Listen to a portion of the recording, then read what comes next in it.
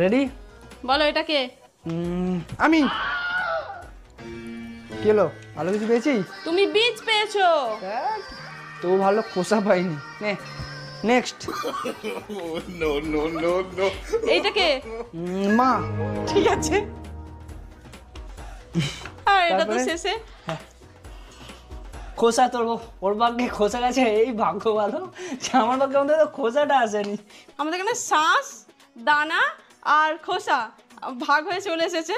আমি একটা কথা বলবো, এই পেঁপের দানাগুলো পুরো ছাগলের পটির মতো দেখতে। এটা বলার কোনো দরকার ছিল? তাই করে। এবার কি করে খাবো আমি?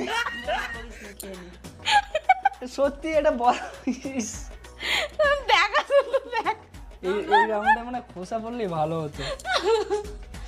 চলো